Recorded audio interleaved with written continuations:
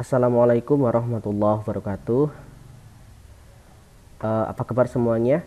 Pada pembahasan pengantar algoritma bagian ketiga ini kita akan membahas tentang struktur dasar algoritma.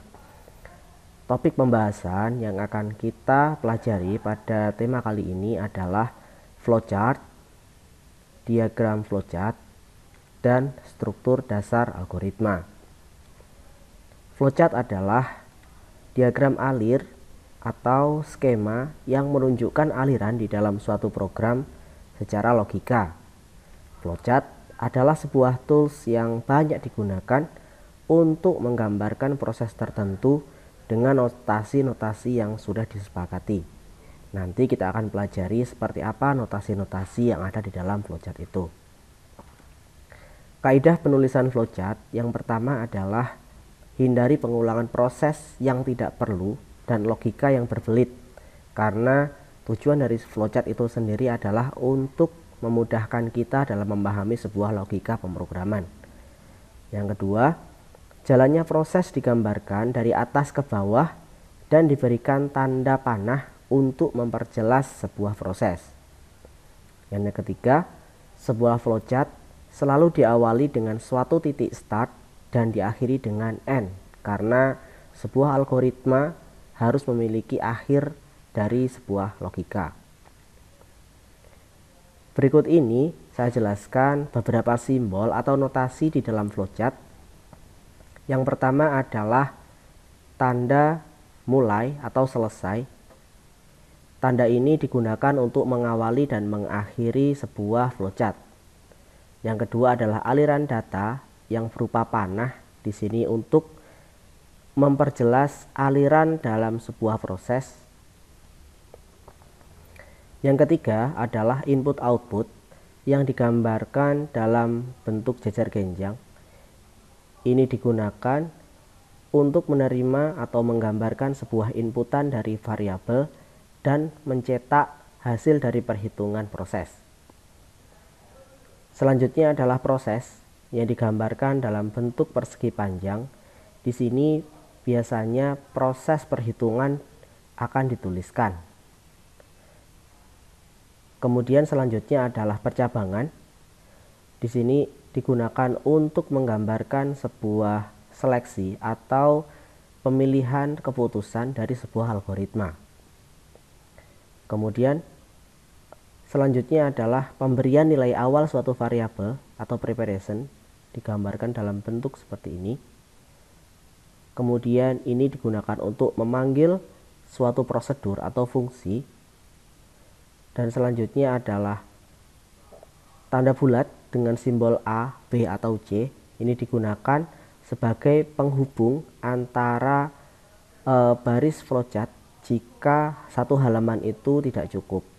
Ini digunakan untuk satu halaman yang sama. Selanjutnya sama dengan yang atas, ini adalah konektor juga, tapi untuk menggambarkan atau menggabungkan antar flowchart yang berada di halaman yang lain. Dan yang terakhir adalah perulangan yang akan kita bahas lebih dalam selanjutnya. Dicontohkan ada sebuah flowchart dari algoritma untuk menghitung luas persegi panjang. Yang pertama, masukkan panjang, kemudian lakukan inputan panjang dan lebar, nilai panjang dan lebar, kemudian hitung menggunakan rumus luas sama dengan panjang dikali lebar, dan yang terakhir cetak luas dan selesai. Ini adalah salah satu contoh sederhana cara penulisan flowchart dalam sebuah algoritma. Selanjutnya, struktur dasar algoritma. Struktur dasar algoritma dibagi menjadi 3. Yang pertama adalah urutan atau sequential, yang mana penulisan algoritma ditulis secara urut dari atas ke bawah, tanpa ada percabangan dan tanpa ada perulangan. Yang kedua adalah seleksi atau pemilihan. Ini adalah algoritma yang digunakan jika sebuah keputusan perlu untuk diambil. Dan yang ketiga adalah berulangan. Di sini algoritma ditulis jika logika dibutuhkan untuk mengulang sebuah program. Pada struktur sekuensial, instruksi dikerjakan secara berurutan, baris per baris, mulai dari baris pertama hingga baris terakhir tanpa ada loncatan ataupun perulangan. Urutan instruksi yang berbeda mungkin tidak akan berpengaruh terhadap sebuah solusi persoalan, namun juga akan menghasilkan keluaran yang berbeda tergantung pada masalahnya. Contoh di sini ada sebuah algoritma yang digunakan untuk mencetak nilai C dan D setelah dilakukan perhitungan C sama dengan A plus B dan D sama dengan A dikali B. Kalau kita pahami di sini ada dua buah contoh sekuensial yang mana C dan D ini diganti. C yang merupakan urutan ketiga diubah menjadi berada pada urutan keempat. Sementara D yang ke urutan keempat dibalik menjadi ke urutan ketiga. Di sini kalau kita perhatikan masing-masing alur program ini akan menghasilkan nilai yang sama dan tidak akan berpengaruh terhadap hasil perhitungannya. Sementara urutan sekuensial ini bisa kita pahami dia akan memiliki pengaruh yang besar karena mulai dari inputan A sama dengan 1, B sama dengan 2, C sama dengan 0 dan D sama dengan 0, kita lakukan cetak nilai C dan D yang mana C dan D ini masih bernilai 0. Sehingga meskipun kita lakukan perhitungan D sama dengan A dikali B dan C sama dengan A ditambah B, hasil dari flowchart ini akan menghasilkan nilai cetak C sama dengan 0 dan D sama dengan 0. Dari itulah urutan instruksi yang berbeda mungkin tidak berpengaruh tapi juga mungkin berpengaruh tergantung pada masalahnya. Struktur dasar algoritma yang kedua adalah seleksi. Di sini misalkan ada dua buah variabel X sama dengan 1 dan Y sama dengan 2. Kita ingin mencetak jika nilai X kurang dari Y maka akan dicetak benar. Namun jika X lebih besar dari Y kita akan cetak salah. Maka kita akan membuat gambar diamond seperti ini. X kurang dari Y. Jika ya maka cetak benar.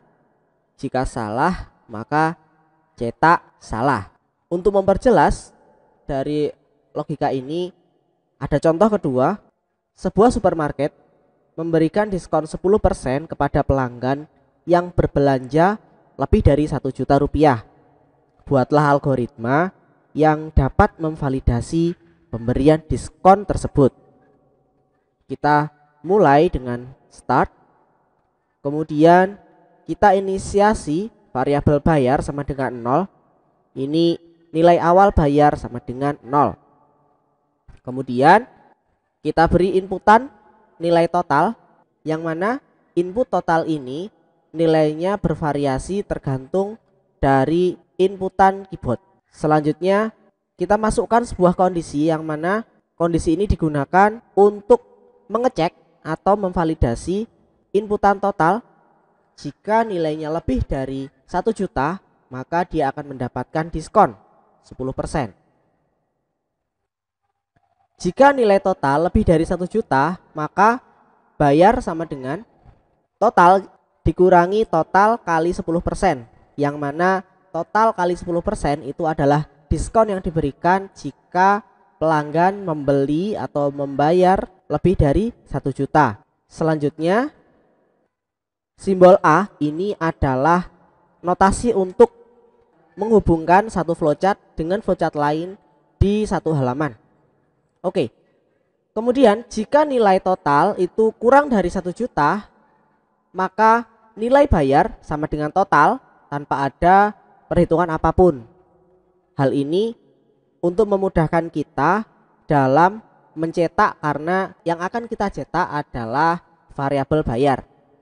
Dan variabel bayar ini nanti nilainya akan berubah-ubah sesuai dengan validasi yang sudah dilakukan di dalam perhitungan flowchart ini. Kemudian dihubungkan dari sini A ke A, kita cetak bayar dan selesai. Demikian tadi adalah flowchart yang digunakan untuk mengetahui apakah seorang pelanggan mendapatkan diskon atau tidak sesuai dengan ketentuan yang berlaku. Yang ketiga adalah perulangan. Misalkan kita ingin mencetak angka kelipatan 2 sampai 64 dengan memanfaatkan fasilitas perulangan, maka algoritmanya menjadi seperti ini. Start, kemudian kita inisiasi integer A sama dengan 1. Integer adalah sebuah tipe data untuk menerima inputan bilangan bulat. Nanti apa itu tipe data akan kita bahas pada video selanjutnya. Sebuah kondisi nilai A, apakah A kurang dari sama dengan 32. Artinya jika A lebih dari 32, maka sistem akan berhenti. Namun jika A kurang daripada 32, sistem akan lanjut, yaitu menghitung A sama dengan A dikali 2, yang mana nilai A adalah 1. 1 dikali 2 sama dengan 2. Kemudian kita cetak A sama dengan 2 dan naik lagi ke atas. Di sini akan kita cek lagi apakah 2 kurang daripada 32. Ya, maka 2 dikali 2 sama dengan 4. Kita cetak A sama dengan 4. Naik lagi ke atas, apakah 4 kurang dari sama dengan 32? Iya, maka 4 dikali 2 sama dengan 8. Kita cetak A sama dengan 8. Naik lagi ke atas, apakah 8 kurang dari 32? Ya, maka dia akan turun. 8 dikali 2 sama dengan 16. Cetak A sama dengan 16. Naik lagi ke atas. Oke, dan seterusnya sampai nilai dari A ini lebih daripada 32. Pada pemilihan terakhir, apakah 64 kurang dari 32? Tidak, maka sistem akan berhenti. Sehingga hasilnya menjadi seperti ini. Baik, demikian tadi penjelasan secara singkat dari dasar algoritma untuk mata kuliah algoritma pemrograman ini. Kita sambung pada pertemuan selanjutnya. Saya akhiri. Assalamualaikum warahmatullahi wabarakatuh.